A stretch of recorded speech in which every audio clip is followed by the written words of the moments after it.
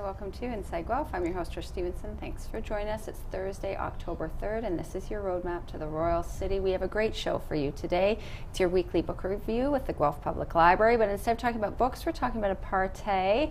We also have the Storytellers Guild of Guelph. They're here to talk about the impact on the community and our culture, and staying in the theme of culture, your city update with Mayor Farbridge, focusing on Culture Days. How are you? Very well, thank you. Yes. Yeah, we had a great Culture Days just passed. And Culture Days is a national event, and so we participate in it.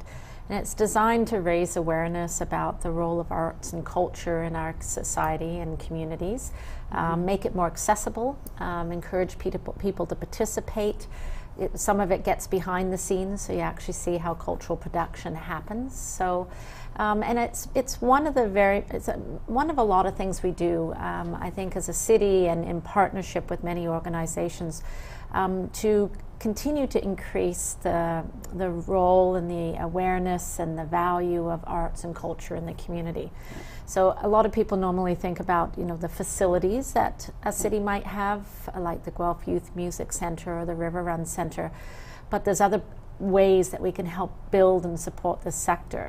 And how so? Well, I think we've done a number of things that help to increase the capacity of the arts and culture community. So we've had this program where we've provided young performers in Guelph access to the River Run theater and stage and technology that's there, and that's led to them then getting shows in other venues within the community. So we can help support young emerging talent in that way and build their capacity to be able to get shows and to be able to continue to perform.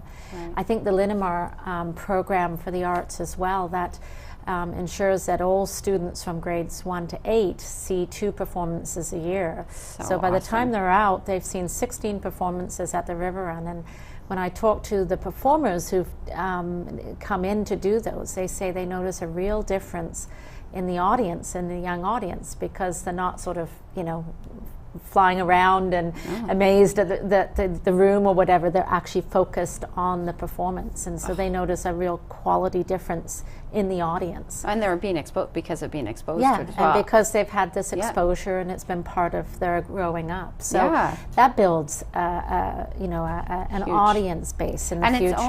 And it's only $2. I don't know what the other schools do, so I can't say, but I know for my school it's $2 for the bus. Yeah. That's it. Yeah. For these kids too, and the parents get to join. Parent volunteers are a part of that, and you don't know what you're seeing. That's what's so cool. The kids never know. It's just whatever happens to be that performance that day. And so it's real performances that are going on that night, and these they have agreed, and through the donation from Linamar, the contribution, it's able to happen. So there's those types of things. Obviously, policies like public art policies and things like that help as well. Funding is always a part of it, and sometimes as a city we can access other levels of funding that the community can't, but as a municipality we can, and so we do that in partnership with the community as well, so that we can bring dollars in for various programs.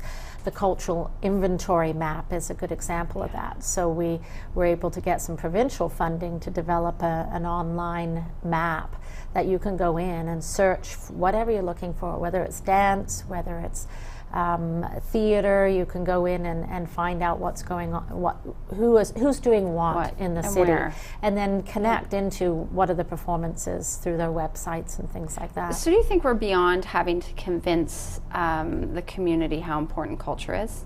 I think we're getting there. I think that there's still some work to do in that regard. I think we're increasingly understanding how important it is economically.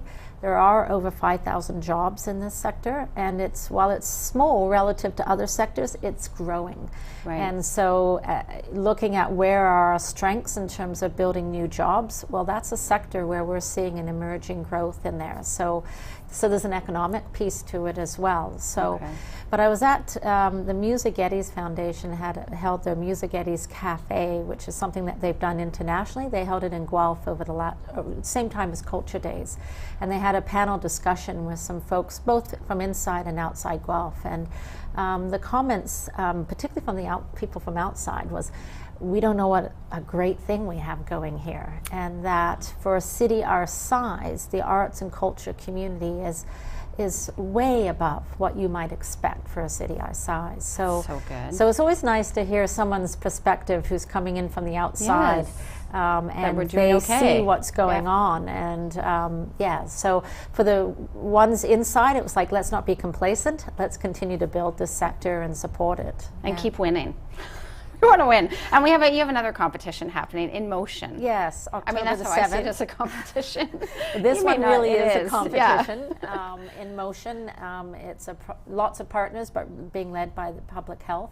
And it's just to encourage physical activity and getting out there. So starts on October 7th, and there's the competitive part is which whether Guelph or which township municipality within the county of Wellington and Dufferin have the greatest activity. So you can go online and you can register your hours. And last year we had a competition between councils, and Minto Council won. And so Todd Dennis, yes, I see your competitive spirit coming out. Todd Dennis, who's the chair of Community and Social Services, he challenged the mayor of Minto again this year that we want to take first place away from them. Yes, so, and they accepted it at their council. Yes, they did it very formally. They passed a motion, and apparently I was talking to the mayor. They said they had a lot of fun with it. So, oh, good. Yeah. Okay, so your council and yourself, you're going to be trying to beat them, but it's also, is it just really the community getting out? This time it's broader. It's the community. We'll have our own little thing going on, but it's to get the community get out. Are we reporting our activities? How are we keeping in touch, or is it just sort of online? As always, you can go on and so Wellington, Dufferin, Guelph in motion.ca, and you can go on and register and log your time, and it could be it could be a walk that you go on, or it could be that you walk to work, that type of thing. So just all kinds of activity. Okay, we're bringing them down. Easy. We just have to get people to log their minutes. Yes. Thank you. Lovely to have you. Oh, I love that. See, competition. We're so close. We came in second. We'll be first. All right, taking a short break. When we get back, it's the Storytellers Guild of Guelph. We'll see you back here in a minute.